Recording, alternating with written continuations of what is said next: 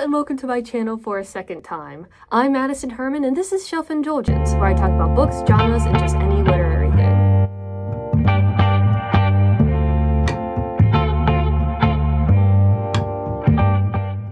I'm back to talk about Freida McFadden again. Yes, I am not done with her. Because I want to discuss what I consider to be one of her worst novels on her roster yet. I have read so many of her books, and I can't just not talk about them.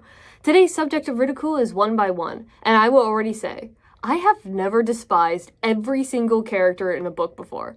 I thought the characters from The Housemaid were unlikable, but this really takes the cake. Here is an obligatory quick summary for people who need refreshers or others who might just want to read the book. Okay, so a group of 6 friends get lost on their way to a corporate retreat to a remote ski lodge in the French Alps. As the title implies, one by one they start to lose people and the group gets smaller. The characters include Claire and Noah, college sweethearts who are struggling a lot in their marriage. Claire is actively cheating on Noah with another member of their collective friend group. She is the main protagonist, so we were kind of forced to follow along with her thoughts and constant excuses to be cheating on Noah. We also have Jack and his wife, Michelle. Jack is Noah's close friend, which makes it even more uncomfortable since he's the one Claire's having the affair with. And Michelle is also there. Lastly, there is Lindsay and Warner. Lindsay is Claire's best friend since college, and Warner is her new surgeon boyfriend. The whole book is just about these 6 people meaninglessly wandering around through the woods, while Claire thinks about missing her children, how hot Warner is, hiding her affair, and just constant reminders of how thirsty she is. And it is just those internal thoughts over and over again.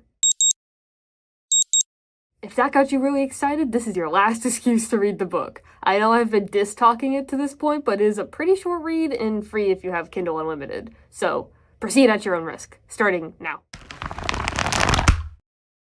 I'm going to change things up this time around and actually start with the positives. The big thing I liked were the occasional chapters in the killer's perspective, where we slowly learn more and more about him and her and the conditions they grew under.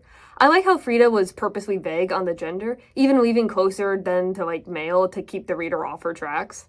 And just so we're on the same page, the killer is revealed to be Claire's close friend Lindsay. She has been killing the party one by one, as the title suggests, and has also killed her past partners when she considered them to be cheaters or scumbags. She brought them out to the woods because she viewed Claire and Noah's actions as a betrayal of their vows and a dishonor to their marriage, leading her to believe that they deserve punishment. The reveal is very obvious, because when she dies early on, it's clear that she's faking it. But I do think her motives are fun, and the misleading killer's perspective is the biggest positive the story has to it.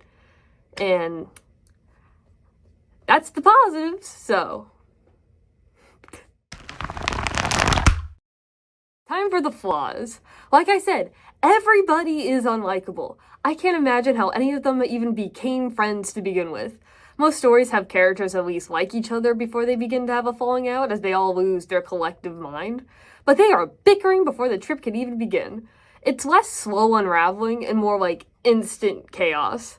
Trust me, I love the drama of having the protagonist cheating on her husband's best friend, who is also on the trip, but it gets so annoying. The constant bickering between Claire and Noah don't build tension at all. It just drags the whole plot down. Their eventual reconciliation feels widely unrealistic. I can't even begin to fathom how he could forgive her deception for so long, especially considering the life and death circumstances that they're facing. And don't even get me started on Claire's weird obsession with Lindsay's boyfriend. Girl, you are already cheating with one man. Do we really need a constant internal monologue about how hot somebody else's partner is?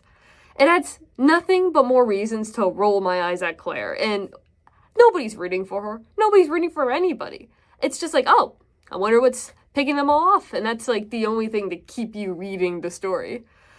This is also the book where I started noticing Freida McFadden's signature tropes popping up again, and not in a good way. I was able to tell the twist so early, purely on the fact that she did something very similar in her book, The Boyfriend, which is having a blatant red herring, the surgeon, Warner, who is new to the group, with vague chapters alluding to who the killer might be. I know I complimented those chapters, but it does make the killer obvious. Again, like The Boyfriend, our leading lady gets saved by a man nearby. This is her friend who decided she's worthy of killing.